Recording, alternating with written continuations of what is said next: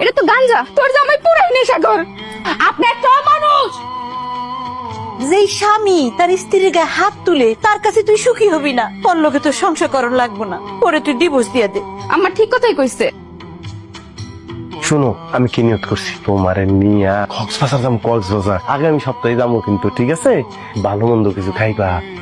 এই যে রাগ হবে নাই, বুঝতে পারছি আমি বোকা। আমার তো ভালো মন্দ কিছু নিয়ে আসার দরকার ছিল। এখন যাইতে যাবো আর আসবো। শুনেন, কক্সবাজার না, কোর্টে যাবো। কোর্টে যাবে কেন? কোর্টে কি কেউ ঘুরতে চায়? ঘুরতে যাবো না, ডিভোর্স।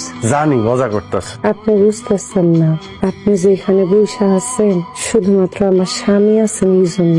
আপনি যান না, আপনি যদি না যান তাহলে আমার মা বোন কিন্তু পুলিশ ডেকে আপনার জেলে পাঠাই দিবে। আমি এখন থেকে এমন সব কাজ করবো যাতে তোমার ভালো লাগে। তুমি কও, তোমার কি করলে ভালো লাগবে? আপনি যদি এই মুহূর্তে আমার জীবন থেকে চলে যান, বিশ্বাস করেন আমার অনেক ভালো লাগবে। আপনি লজ্জা করতেছে না?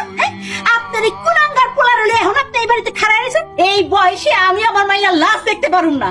দুই একদিনের মধ্যে তালাকের কাগজটা পাইয়া যাবেন। মারে, আমার ছেলেটা এরকম ছিল না, অনেক বড় একটা আঘাত পাইছে, তো তারপর থেকেই ও এরকম হয়ে গেছে।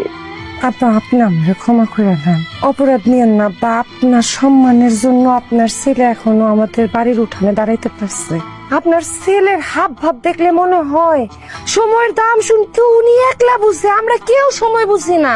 হ্যাঁ, সময় একটু 19 থেকে 20 হইলে আপনার ছেলের ব্যবহার আব্বা এত জানোয়ারের মতো হয়, বিশ্বাস করেন। সে মারতে যায় আব্বা। আপনি আমারই দেখেন, এই যে আমার কপালটা এখনো দাগ রয়ে গেছে। হ্যাঁ, আপনার পোলা যখন সেতে, বাবারে বাবা, ওই সময় দেখলে ভয় করে, কুইদ্দা কুইদ্দা যায়। মনে হয় এখনই বুঝি মাইরা লেব, মনে হয় একটা খুনি। ঠিক কইছো বরি, আমি কিন্তু আসলে একজন খুনি।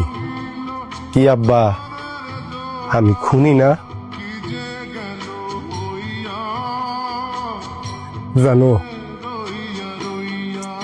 আমার মা আমার অনেক ভালোবাসতো। সবাই মা সবারই ভালোবাসে, আমার মা একটু বেশি বাসতো। এই মার একটা কঠিন রোগ ছিল, শ্বাস টান উঠতো, শ্বাস টান। তো ডাক্তার ইনজেকশন দিছিল।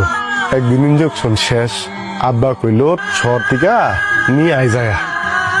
গেলাম শহরে, ইনজেকশন কিনা মনে হইল একটা সিনেমা দেখে যাই। সিনেমা হলে ঢুকলাম, অনেক ফুর্তি করে সিনেমা দেখলাম।